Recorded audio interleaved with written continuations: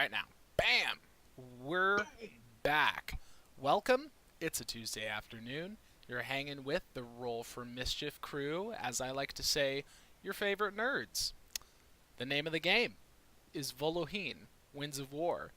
The name of the episode is Red Sky, being dungeon mastered by the masterful dungeon man, Drew Murray. Yeah, and when we Okay. last left off, Dungeon mastered by the master dungeon. yeah, when we left off just 15 minutes ago, Eigner, who was in the tunnel with On and Alton and the unfortunate elven red shirt who touched some white fluffy stuff on the wall and instantly died. So after that happened, Eigner said, "It's time to end this charade." And he dramatically dropped his disguise of the elven man named Frey. And he is now standing in front of Anand Alton in his full Egner Bosch like glory. And after that, Thiala rolled a death saving throw and rolled a 1. So now she's 2 on either side. 1 success means she's alright. 1 failure means she dead. So that's where we're at. Yeah. So, since the third roll, which would have been that critical failure, teetering her would have been her next action, we move from that to Eridu's action, since no one knows where the dragon is at the moment. Everyone's either too unconscious All right. or too far away.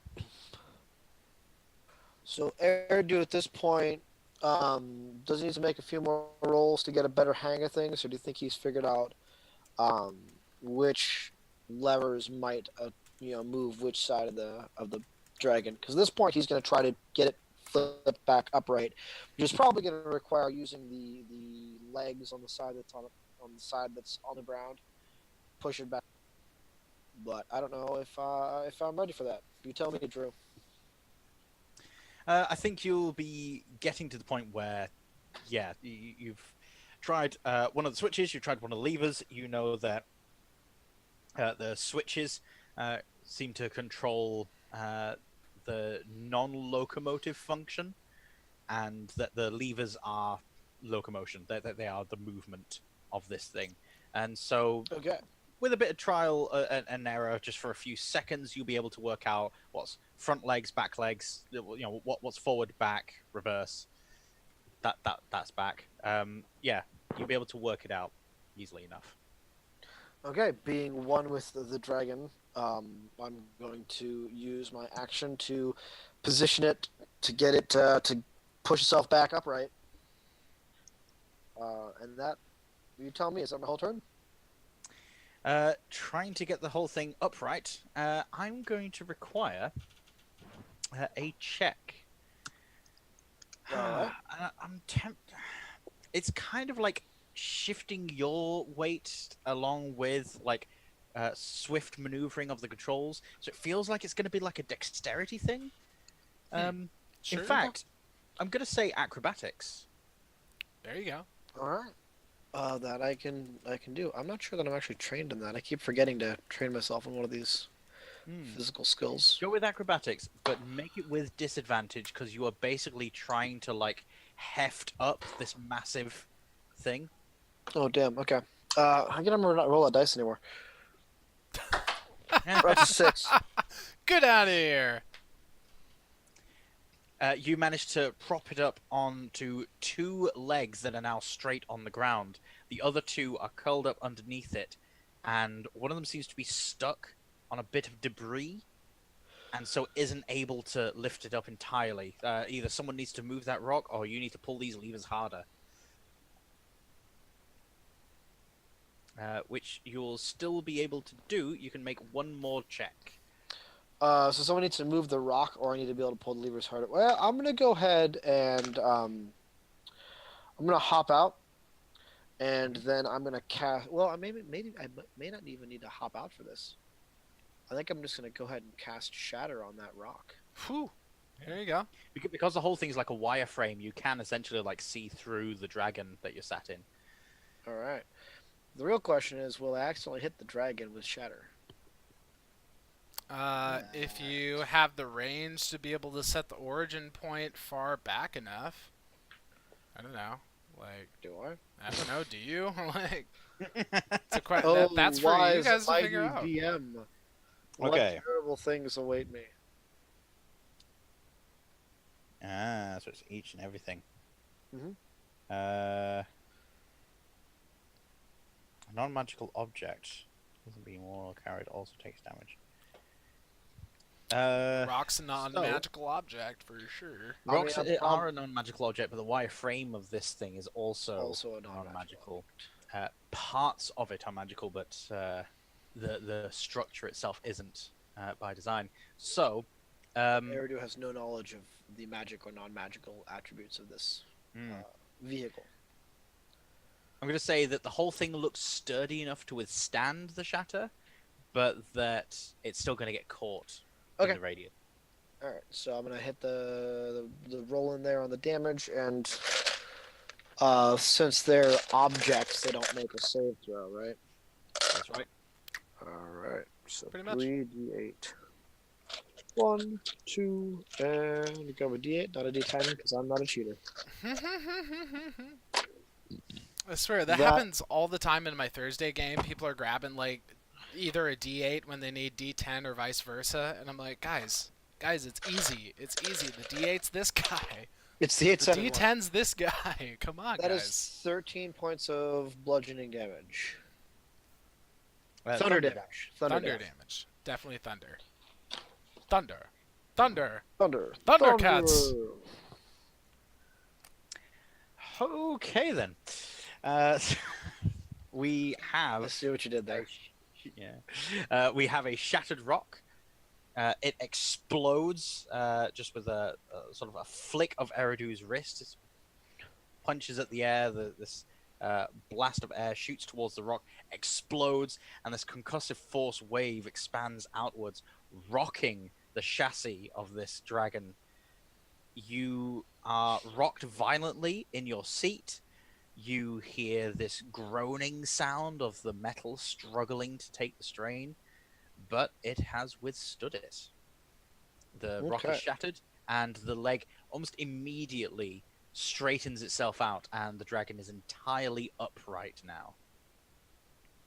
There you go. All right, cool. Yeah. Well, I've got an upright dragon. What you want to say about that? That'll be the end of that turn. The dragon gets its turn, which now will be... Yep. Then we go back to Thiala. Final saving throw. I mean, if you want to, you can go back to Eigner for a minute. Will she stay? No, let's find out. Will she stay or will she go? It's the time. Fair It's enough. the time right now. Okay. Feel like I'm watching Game of Thrones right now. I know, right? Is that if you guys watched Sunday's episode? Oh yeah. Yeah. No I feel like spoilers for in people. that. Yeah, in that moment for sure. It's that moment, but no spoilers. No spoilers. I know. here. That's why I said in that moment. Yeah, in that moment. You know the one. Everyone who watched it knows that. You moment. know that one. Yeah. For sure. As one, probably the other one here who's not watching Game of Thrones, I don't know that moment, but that's okay. Just alright with that. imagine another epic moment. Imagine a Allow moment. me to It's that ruin moment. the game for everyone. Imagine Han Solo an epic dies. moment so great that I went from hating to the show to begrudgingly liking it because that moment was so amazing. Word. For that very moment. So- Okay. That moment. This I is understand. the moment. If you were to guess what number I got, what number do you think I got? 10. I don't 14. know. Whatever. 14.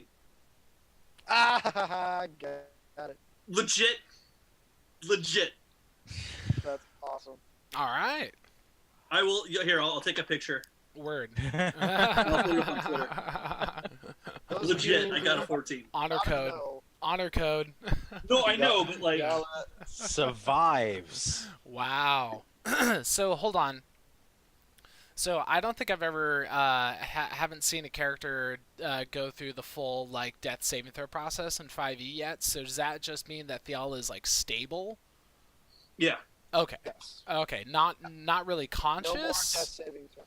Yeah, no more death Hey. saving throws, but not really conscious, just stable. correct. That's right. Yeah. Yeah, so she's at 0 hit points, not bleeding out.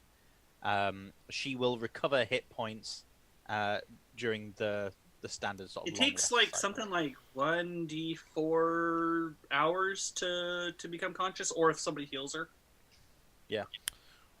Well, let's hope that Eridu gets his shit together and maybe he does that.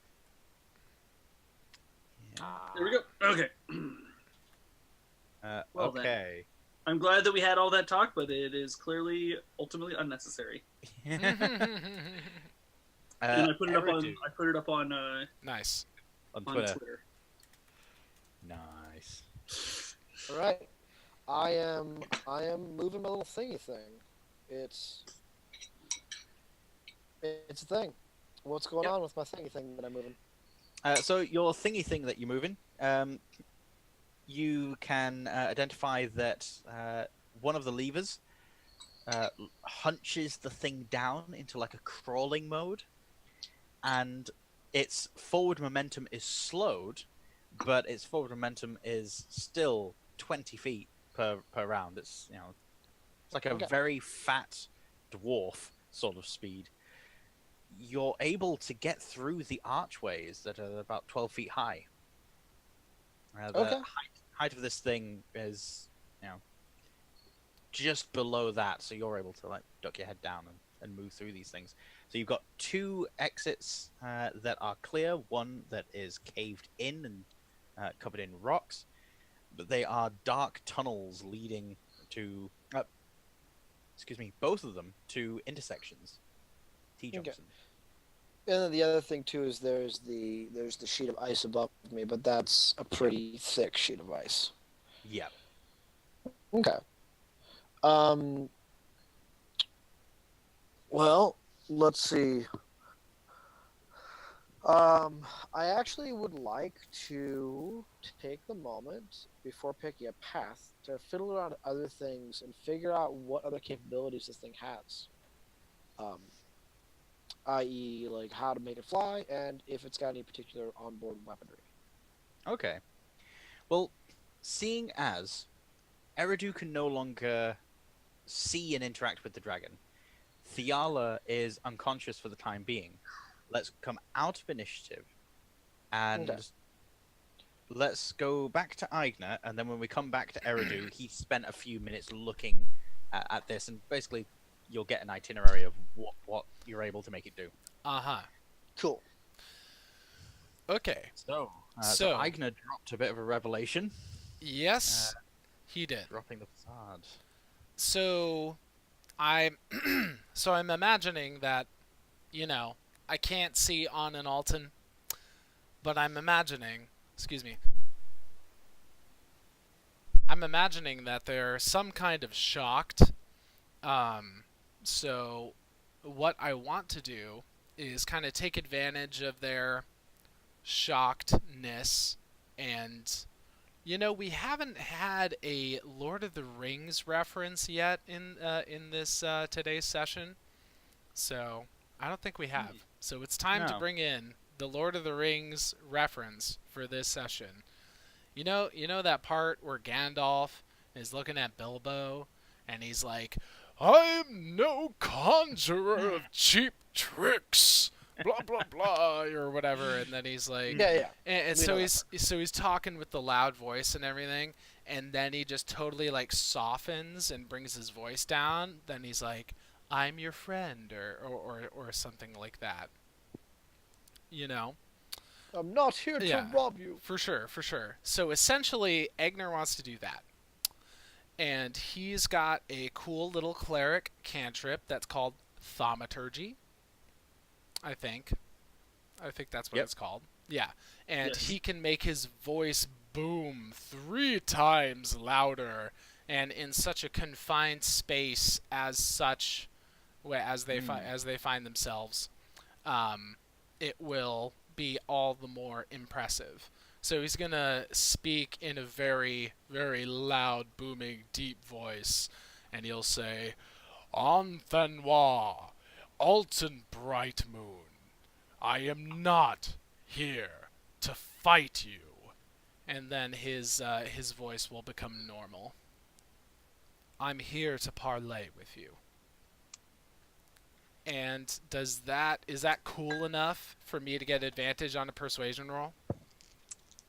I'd say that's earned some advantage there. Go on. Fuck yeah. Make I'm it. the best at that.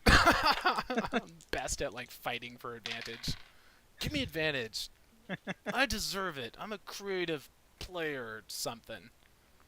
All right. Ah, So persuasion, that's going to be a 17.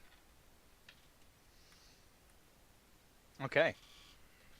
A few seconds pass to the point where it's just becoming awkward, and then you'll hear On say, "All right. You certainly had me going there for a moment. Not going to lie." I've gained a few new tricks for being such an old dog. Seems so. Allow us to parley then. Let us return to this antechamber. I'll just guide you. Are you truly blind? Yes, but I can see more than you think. Allow me to guide you around an arc here so that we can return to this antechamber. Much There's obliged. no point in discussing things in an unknown area. He sort of escorts you around.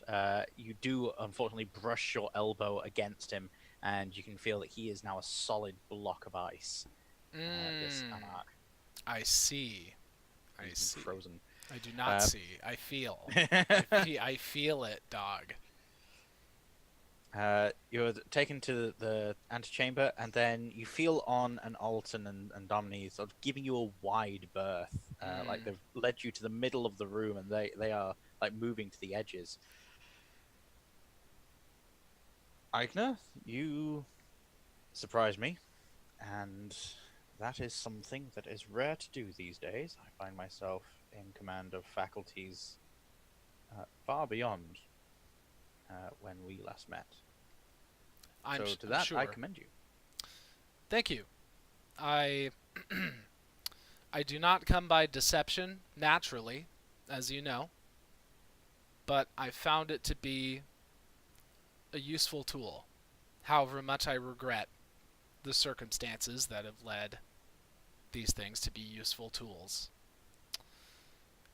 It's not been a good time for many of us since we last met.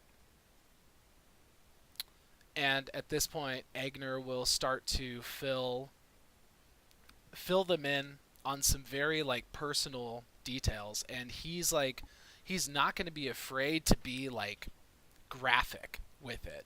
He essentially is pulling from all of the traumatic memories of when he was held captive by Vincent Vishun. And he'll describe the whole illusion, how perfect it was, how how like insidious it was, and then he'll describe the way in which it all broke down. He'll talk about his wedding that he, for all intents and purposes, was there for and lived through this experience. And then he'll say, "And I saw you there. Both of you. Domni as well. And I still don't know if it was really you or just a facsimile. But I almost think that it doesn't matter. I think that me seeing that was a sign that there's still a chance for redemption. For you, for you, for all of us.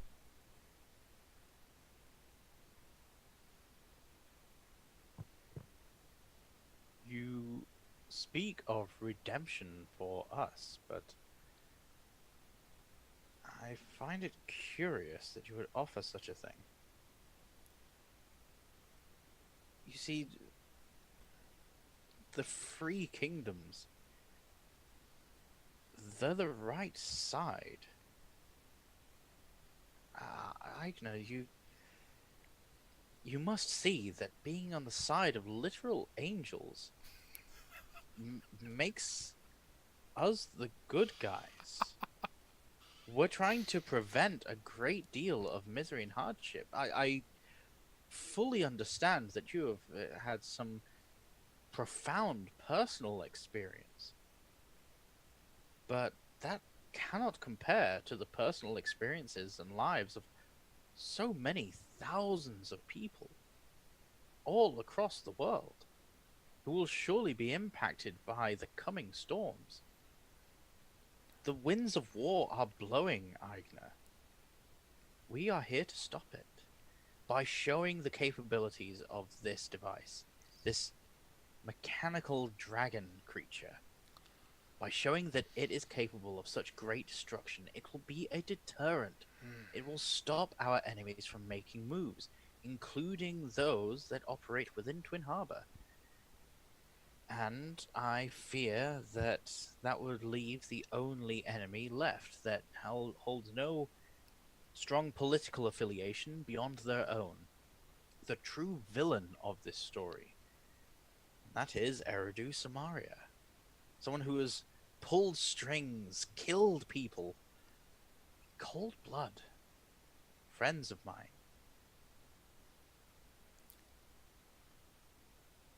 Friends of ours. Eigner. On. There's so much to say. There's so much to say to you. And I feel bad, truly, truly bad, for all the times in the past that I've called you a fool. Unfortunately, I'm hearing the words of a fool today. You have a fixation with Eridu, but you have no idea how he really is. He's not a cold-blooded killer. And as for the three of us, all of your theories about how dangerous we are in our agendas, we don't own this war. What you're doing with Sheniel, with this giant monstrosity of a dragon, you are owning this war. You are perpetuating this war. And I understand this might be your first one.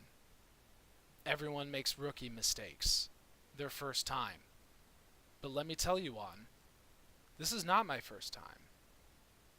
And I'm not getting anywhere near this. I'm trying to do the most good for those I care about. And trying to prevent any escalation.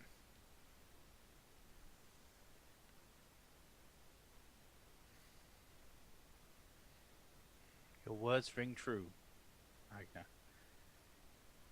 You are a trusted person. I consider you a friend still. Alton has tried to temper my accusations. He's brought a degree of rationality to my thoughts.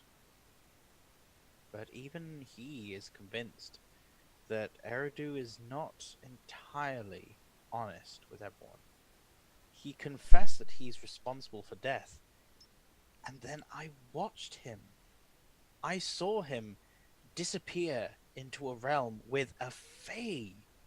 a prince of the Fae, a lord amongst them, who wanted nothing more than to devour its followers, an evil being.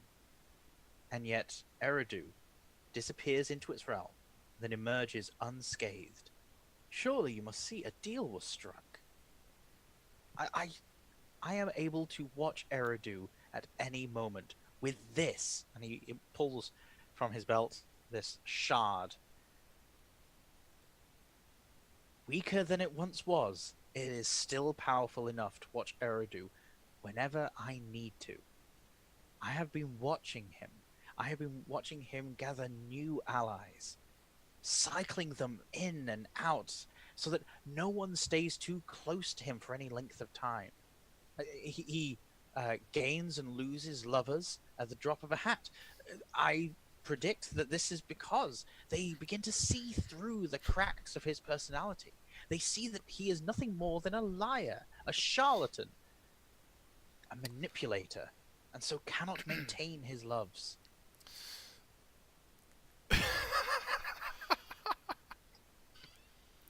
I think Eigner will actually laugh. Like, he will actually, like, bust a gut laughing. Like, in this way where he just, like, completely loses it.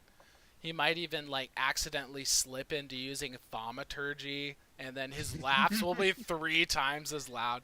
And then he'll abruptly cut it off and just say, On.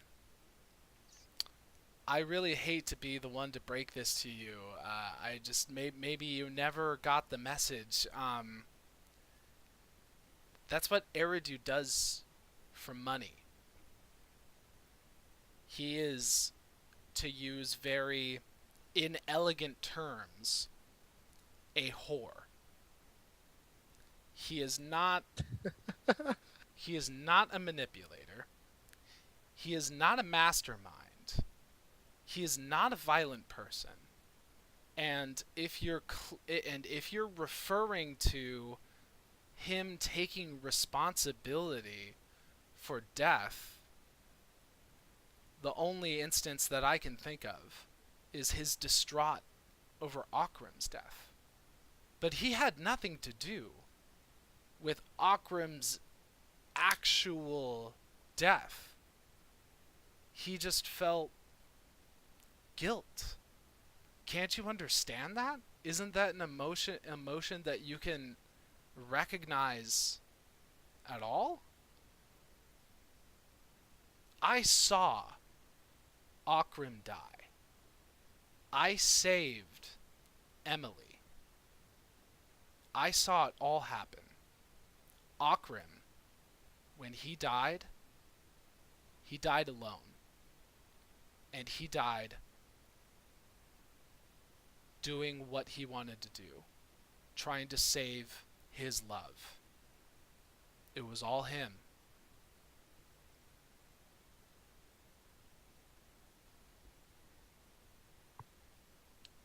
But I saw Eridu parlaying with the drow days before the drow kill Akram, while Eridu was outside of the city. An alibi that he arranged. That he On. He wanted Akram dead. He wanted my friend dead. He wanted my friend dead. On. He wanted him dead. On. I will use thaumaturgy. On. Do you mean to tell me? It seems like you're realizing this just now. Your entire theory is based on conjecture. Every bit of it. It's all in your head, On. That's all it's ever been. It's always been in your head.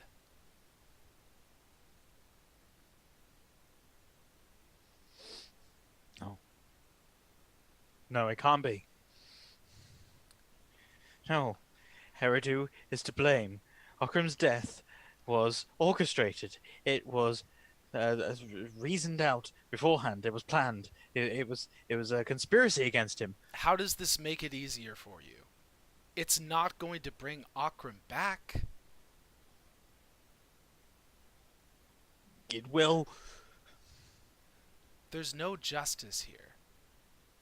There's will. no avenging Akram's death. Grief is a hard thing. I've had to deal with it more times than I care to count. But deal with it you must. This whole charade that you've been perpetuating, it does no justice for Akram's memory. He never would have wanted this. I want him back. Me too. I feel like he was the best of us. Alton will spur Domini into getting closer to you, and in a low voice, getting right up next to you. On was promised by Sheniel that if he could bring Eridu in on his knees, arrested, that there might be a way to bring Akram back. Some arcane ritual. I've been looking into it. I don't think it can be done. I think Sheniel might be leading on. On. It can't be done. And I'm not just saying that because I'm some sort of grump who doesn't understand magic and fears what I don't know. I'm telling you this because it simply can't be done. It's not natural. It doesn't happen. Anyone who tells you that is a snake oil salesman. And that's all the Sheniel is. He puts on a big game, acts like he's all powerful and tough. I think it's all an act. I think he's an illusionist, not unlike Vincent Vishoon. It all seemed real then. It wasn't.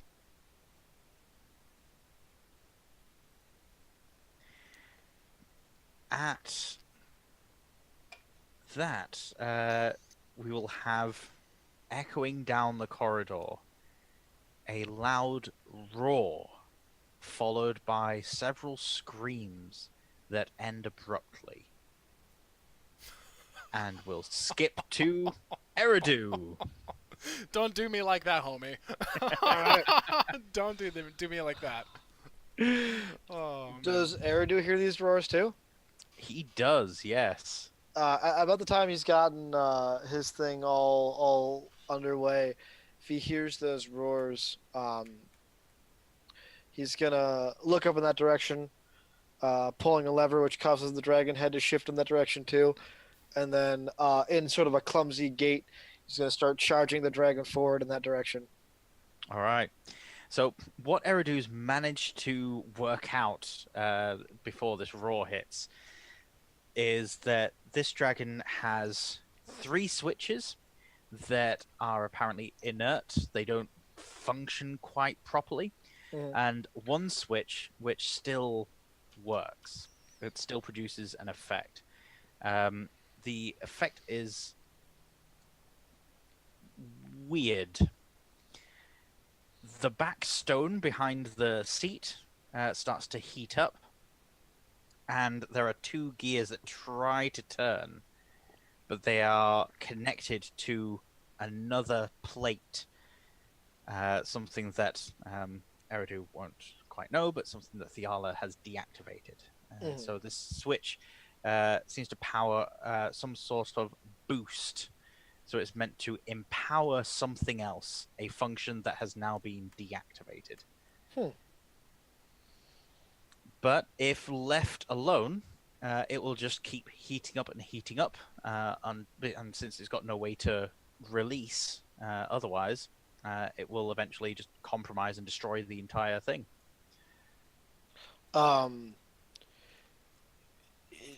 if I let go of the lever, does it stop heating? Yes, Or is it- you're able to control the switch, so you can like switch Right. it on and it'll start overheating. You turn it off and it'll shut down.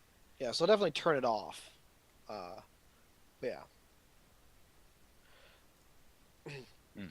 Yeah, so yeah, I'll go ahead and flick that off, and I'll just kind of leave it alone for now. And I really wish I had some kind of metal with me. I just shoved something metal in there. I was looking to see if I had anything, but oh, I do. Sword. No, Whoa. Alton had my sword last time. Oh. I have the blunderbuss still Oh. because I didn't give that to her yet. Uh-huh. I'm gonna take that. You know, it's just is it just like a conductor kind of thing? Is that what I'm looking at? Like it's a piece of metal that looks like two things that should be connected by something else that aren't. No, so it's a lump of stone. Yeah, that's heating up. Yeah, that's heating up, and then there's two metal components that are touching the stone, and then they're connecting to a metal plate underneath your seat. So everything's connected. There's no missing conducting unit, but this metal plate seems to just not be doing anything. And it looks like, from the design of it, that it should be doing something.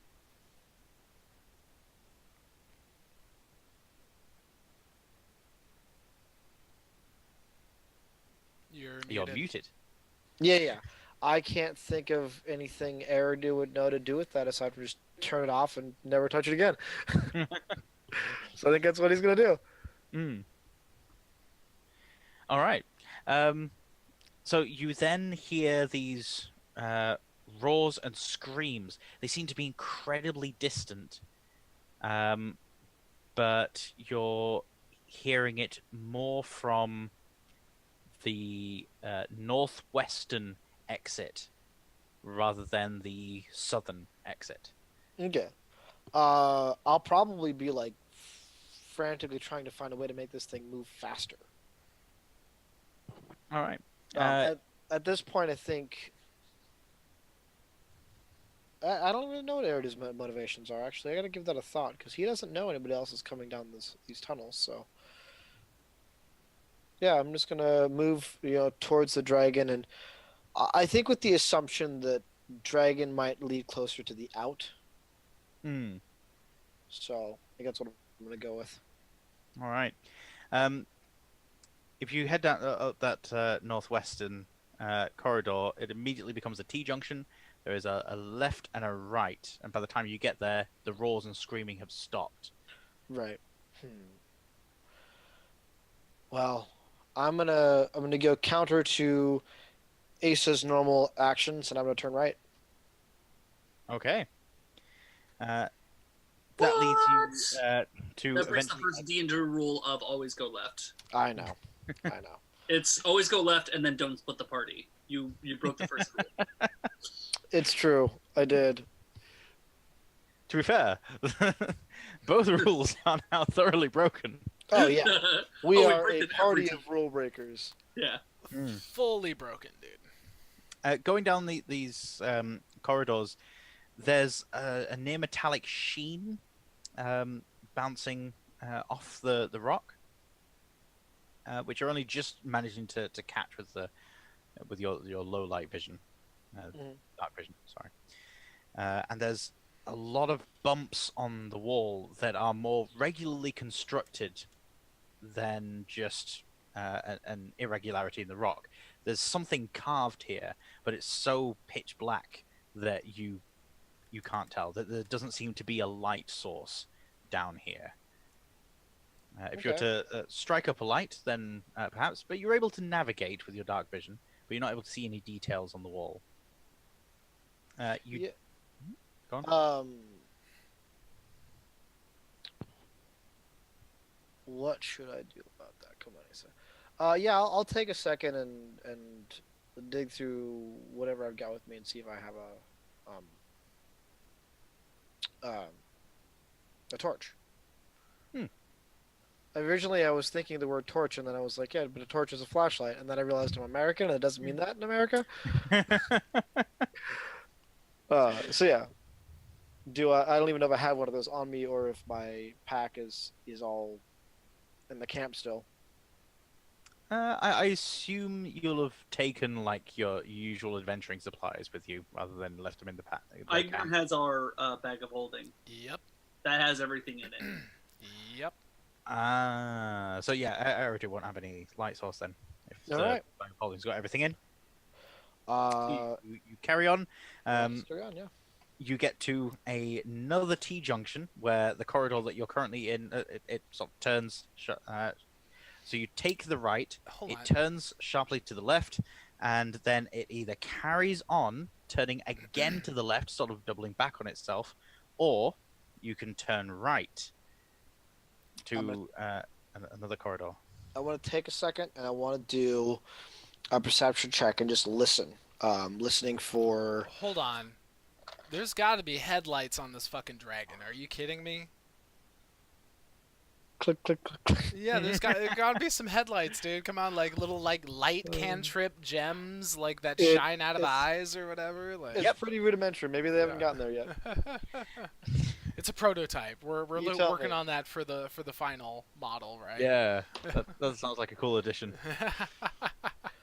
Maybe Eridu hasn't figured them out yet. My perception check, however, is going to be a total of 25. I'm listening for the sound of air movement, for any little echoing, anything, any slight slope and looking for any slight slope and elevation on either path. I'm looking for what's going to lead up. Turning to the right, you can feel more airflow, and you can also tell that the small sounds that you're hearing in the distance, there is an elevation to them to the right. So while the right corridor doesn't look like it's rising up, there must be some way to get up that direction. The way straight ahead seems to lead to just more of a cacophony with the echoes. So it seems to be just more winding corridors. Okay. Then right it is. All right. You head right. It twists to the left, and you pass a T junction where, a cross junction where both left and right are filled in by rocks, which would have been corridors and passageways to other rooms and whatnot, but unless you want to spend a lot of time digging, no longer. And ahead, you see a set of stairs. They are still wide enough to accommodate this mechanical dragon, slow moving as it is. You are able to take this set of stairs, and they curve up and to the right. Does the passage I'm traveling? This passage is looking more intentionally carved out, though, isn't it? Like you, with the depictions yes. on the walls, with a set of stairs. This is all looking much more intentional. Yes. This is all definitely like someone made this. This is architecture. Okay. Interesting. Yeah, I'm gonna keep on heading up those stairs. Okay. Eigner, we'll skip back to you. All right then. So I pretty much just what was the last thing I fucking said to him? It was some kind of bomb dropping. Do y'all remember? Something about snake oil sales. And Oh yeah, Cheniel can't do it. That's what I was trying to say. Yeah. I was like, Cheniel can't do that. Like it's not natural. Blah blah blah blah blah. Never heard of that shit happening. He's a snake oil salesman. All that stuff. Oh, and then I said he's an illusionist. Makes me think of Vincent Vishoon a little bit. And then dragon roar and screams. Oh yes. Okay. Yeah.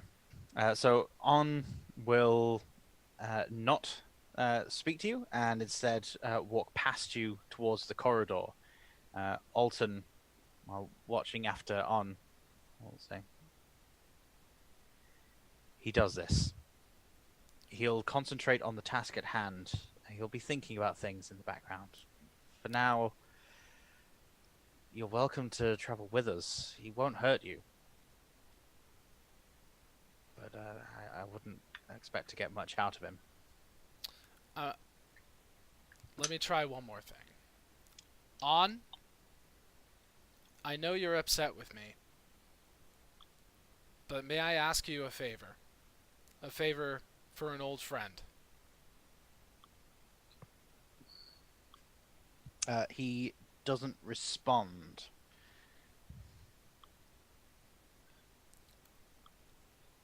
I would like you to be my eyes and tell me, how is Eridu? Can you please look? If you really can see him using that, can you tell me if he's okay?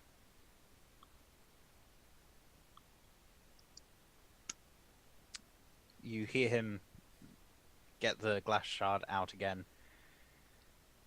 Alton lets you know he's looking at it. Thank you. He's lost in darkness somewhere. He's moving through corridors that look much like this. He must be elsewhere in the complex. He seems to be riding something. A beast he's found, or on then moves back towards you, and then away from you again, back towards the stairs that you guys climbed up. I can't see, and he begins tilting the glass shard. It's gonna be great. Just as he catches a glimpse of light, he sees that the Eridu and the dragon. thing that Eridu is riding is this mechanical dragon. Meanwhile, Eridu, you see a glint of light shine on you and the dragon for a moment, and then spread up to the wall that you're walking past, and then disappear. Okay. Freaky deaky. While the light shines on the wall, you note that the reliefs that you're seeing carved into the wall are of figures in various poses. It seems to be of some religious significance. People handing each other things, animals carved to signify some sort of trade, but the details are lost because you get only the briefest glimpses. Can I take just a quick little moment? Josh has alerted me that we just now got 50 followers on Twitch. Nice! Let us take a moment to celebrate and say thank you, whomever is watching, whether you are on the Twitch, whether you are on the YouTube, wherever you're enjoying this this stream that we're bringing to you. Thank you so much for showing your appreciation in that small but cool way by becoming a follower, and just really appreciate you hanging out with us. So yeah, celebrate, do a little dance. All right. Sweet. That was my amazing dancing. Oh yeah, I mean, these we were dancing, those guys were not. Obviously, they're squares. Like, that's all I'm saying. Yep. So anyway, back to where we are in the game. Were you still gonna do a thing with On, like responding to the fact that he just saw Eridu in there, or? No, he is going to remain stoic and silent. Okay. And then just charge back off down the corridor, saying to you as he's passing, he's fine. Well, I have a little hunch that he might be interested in now going to where Eridu is, perhaps. So I will keep following On and Alton. All right. They start wandering down some corridors. Meanwhile, Thiala, you blink for a moment. You see this orange glow ahead of you. You have a massive headache. And as you are feeling this tightness at the back of your throat and this weight on your chest, your mind drifts back to what the last things that you remember were, trying to place yourself, see where you are right now. You remember the dragon, you remember it descending upon you, you remember it breathing this icy cold blast, which felt like death itself. And that grip tightened around you. You could feel your skin puckering and tightening. just as your last breath escaped. And then you had a vision. Would you like to describe Thiala's vision? Okay. In my, I guess, I see, kind of in front of me before I fade completely to black, a smoky and beautiful presence. I think I hear the gentle flapping of wings, not of dragon wings, but of birds. Gentle flapping. I see a raven park right in front of me. And I look up and I see a face that is all too familiar for me from where I worship. I think I see her gently come down to my level and caress my face and say, "Not tonight, child. I have more plans for you." And with that, as I fade, I see that smoke swirl and dissipate, and I go unconscious. And now Thiala Oh shit. feels her consciousness returning. She's remembering this vision that she had. But instead of anything resembling her patron, instead, cold, very metallic smell hanging in the air. But then there's also this heavy breathing around her. And she feels like she's being carried. She looks and sees that there are two dwarves, one holding a torch aloft, moving quickly through corridors while she's being held in the arms of a warforged. They are marching down arched and vaulted black corridors with these strange engravings along the wall. They eventually come to a room, and once they are brought into the room, immediately more torches are lit and a door is shut. This singular door split in half comes together. A central stone lock turns, and then the dwarf that closed it turns back, and you see that it is in fact Darun. Darun! He Come to walks save the up day. to a barely conscious Thiala, lifts her head, stares her in the eyes. "You're not gone yet, lass. Not gone yet." And he moves away. Right. We shall skip back to Eridu. You've moved up level. You've basically gone through several corridors. You've managed to find that there are... in fact, no, that's not the way to do it. Okay. So the direction you've gone, you've climbed up some stairs. You find that the corridor continues curling once you reach a level, and up ahead it goes up another set of stairs. But before then, T-junction off to the right, which leads down 20 feet of corridor, and then a massive chamber where you see frozen statues of people. They are not made of rock, but they are encased in ice. Are they people-sized? They are people-sized. Okay. Eridu is going to slow down through here, looking at them and surmising these are very likely the frozen remains of victims of the dragon. He's going to be very careful not to crush or damage any of them. But aside from that, he will continue forward. A little So more is he- solemnly, wishing he could do Okay. something for this, but really nothing in his power set would allow him to help frozen corpses. All right. So he's going through the chamber with the frozen corpses rather than continuing up another level. Oh, is there?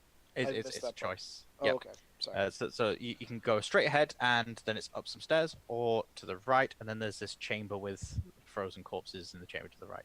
I'm gonna go up another level Okay. instead, but I will kind of Hmm. pass by them and take notice of them. All right. You go up a level, and you find yourself emerging into a room that is brightly lit orange. You are coming up through a slightly narrower gap than this mechanical dragon is comfortable with, but you're able to just squeeze it by like finagling a few of the levers and making the legs go into a weird position. You're able to shuffle it up this narrower staircase. Mm-hmm. And you emerge in a room where there is a warforged, an unconscious, barely conscious Thiala. There is a dwarf that is wrapping her in tight blankets, and there is Darun, who is studying the walls. As you are coming up these stairs, they hear you, and Darun turns, looks at you, sees you in the pilot seat. Who are you like? I'm gonna like rear the dragon back a little bit, looking at him, and start with "Who are you?" Oh, you're Darun. Oh, I'm sorry, I lost my voice. Yeah. Who are you? You're Darun. What have you done with Thiala? Looking after her like. I'm gonna ease the dragon back down and. Very well. I am Eridu Samaria. You have only met me in the form of a bear, but I have met you.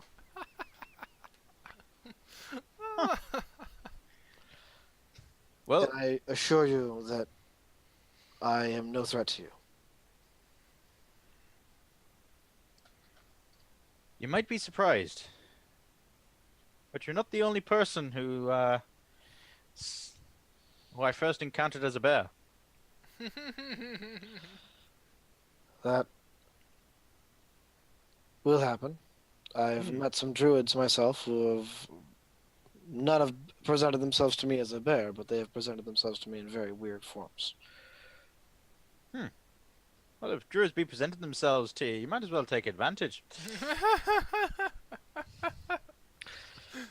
Well, there was temptation. I like you.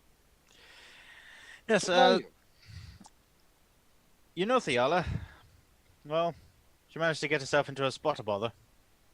I'm just making sure that she's not going to die on us. Since we're trapped in this chamber, though, weird things afoot. I'm gonna climb out of the dragon and grab my staff and say, I might be able to help. At least with the Thiala. As far as the getting through this chamber, well, I came from the other way and it leads down. That's all I know. Well, we've got forces advancing on us from up here. I was hoping to take us down, see if we could find another way out. Excuse me. All right. Well, let's get Thiala on her feet. I think that will be the most effective thing that we can do. She has a good mind for things like this. There is then a knocking at the door at the end of this long wedge-shaped room. The stairs that you've climbed up are immediately behind this massive statue.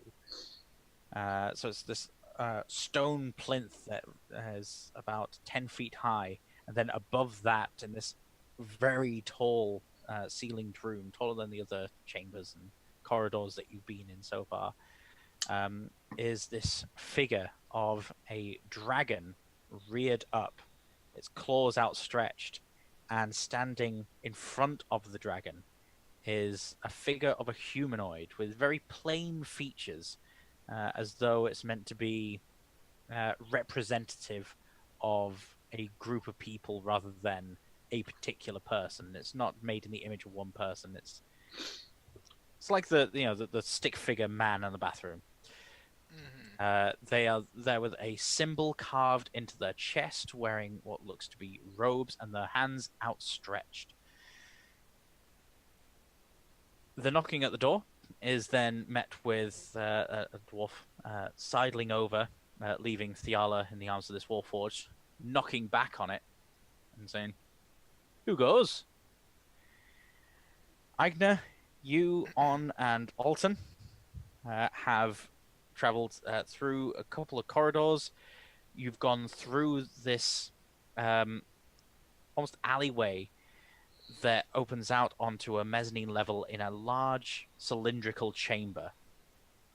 You can see that there's a massive ice sheet at the top, where there is this large form lumbering about on top of it, roaring. The alleyway continues around the side of this chamber, in another corridor, and there are several corridor offshoots and rooms going off, but Domini seems to have picked up the scent of something and leads you to this door, at which point On knocks on it, and then you hear this returning knock, and then who goes? Are they expecting me to answer? It's On who's doing the knocking. On looks a bit surprised, looks back. Alton shrugs. Who are Friends. you? Oh, no. Yeah. Go on if you no, you say. No. That was more out of character than anything. So he Right. says. So he says friends. Yeah. How do we know? Look.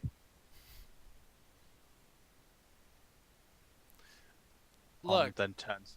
What What should we say? I recognize him. I recognize his voice.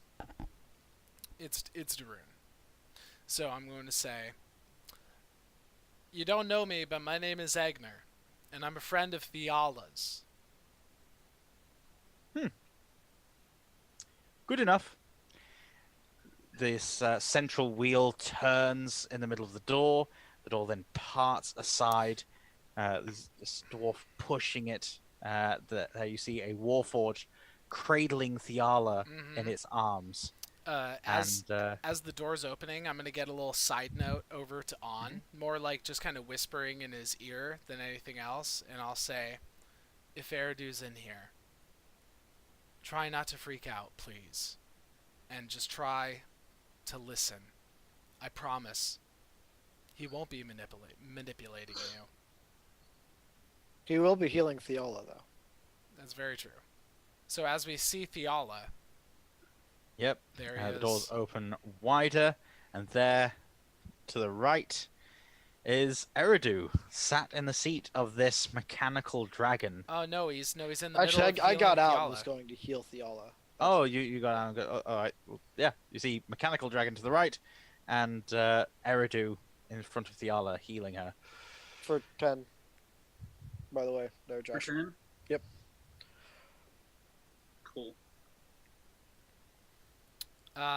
So I will probably smell. How about that? I smell the familiar smell of Eridu's perfume that somehow hasn't been diminished by all the crazy fighting and stuff that he's been in. And It's very, very subtle underneath all the smells of sweat and yeah, He always carries a can of X with him.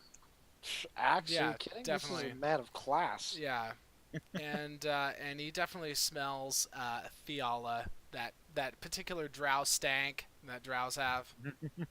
Ooh, the drow rank stack. Yeah, that drow rank stank, and then he just kind of sarcastically says, "And where the hell have you been?"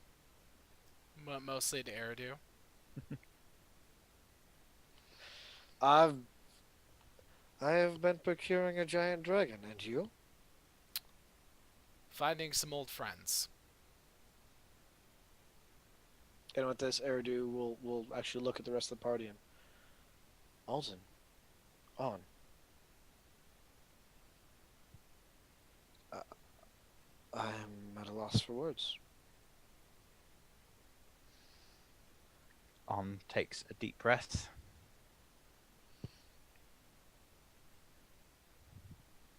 There is a pressing danger. We'll address that. We heard a roar. Yes, there is a rather large dragon in this in these caves, and it is something to be concerned about. We should probably make our way out.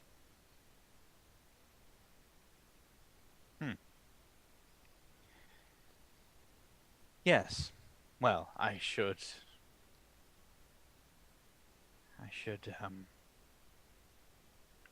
Alton puts a hand on On's arm, and On just sort of moves away to a corner of the room and just stands there staring at the floor. I think we're going to need to hunker down for a bit. I'm weak from the storm. On could do with a bit of a breather before we decide to start running from a dragon. Dragon. Another one. Dragon. Another one. And this one's not as friendly as the last one.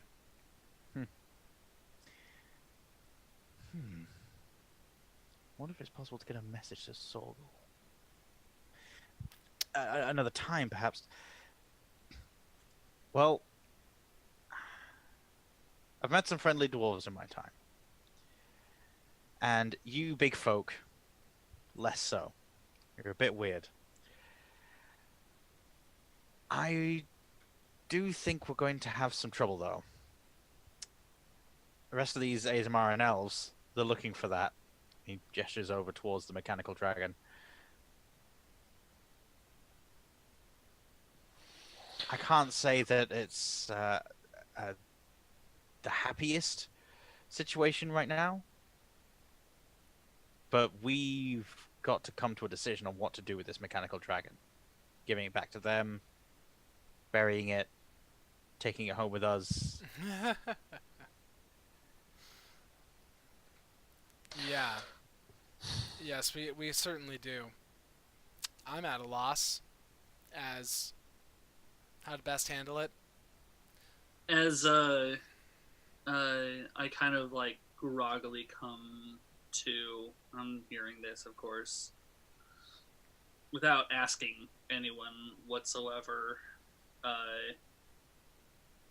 I just go up and I'm just gonna go up and basically like touch one of the wings at its joint, and I'm going to cast another heat metal. Gonna hobble it, make it so it can't fly. Yeah, I'm going. My goal here is to, is to hobble it to reduce the potential threat of conflict, even if those actions don't change anything, and these two groups clash anyway. So, I mean, taking out one wing will certainly make it so it can't fly at all, and if it can't fly, that will reduce its effectiveness for sure. So, I mean, you can tell me whether it's actually successful or not. I'm just doing it. Between Thiala and Eridu, trying to work out things that this mechanical marvel can do, the wings have these strange small drums which are connected via hoses to one of these metal plates. Mm-hmm. By applying heat metal to these drums, it doesn't seem to do anything, but spreading it out to the structure, you're able to buckle the wings and sort of bend where these drums are facing. something that Eridu would probably suspect is that these drums on either wing are designed to expel fire at a great rate to either attack things behind or perhaps to provide a speed boost to the dragon. Oh, which is why it would be resistant to fire. But the structure itself, not so resistant. So you're able to warp the wings and Right, make it. can't break them off, but like a fly would be a lot, probably not possible. Exactly. Okay, So you've hobbled it. I hobbled it. Like there's a bunny stew involved. At that, we will then have some shouts from down the corridor, some elves and aasimar, and a shadow will be cast against the wall. A familiar voice echoing through the chamber. I sense it nearby. Weapons at the ready. Perhaps it has some good deeds that have been done for it. Perhaps someone has rescued it from the pit. We must reward them in blood. And we'll Wow. end the session there. I thought we were gonna take like a short rest and everything. Never mind. Never mind. No rest for you. No rest. No rest for the wicked. Well, you do have a massive door. You could shut the door and try and keep them at bay while you guys take a short rest, or you could try and Ugh. run and evade through these corridors and Yeah, rooms. dude. I don't like a lot of those options, but I got a week to think it over. Got a week to think it over. Well, dang. Well, Yeah. with that being said, man, I really like that session, and I really can't wait to see what happens now that we got On and Alton in a confused little tizzy. Will they stay loyal to Sheniel? Will they come back over to be with the cool kids, mostly Eigner? And will Eridu still be a whore? Well, the answer to that one is certainly yes. All this and more All on the this next and more. exciting episode. Yeah, on the next exciting episode of Volohin Winds of War. Thanks so much for watching, and we'll catch you next week. Bye. Bye.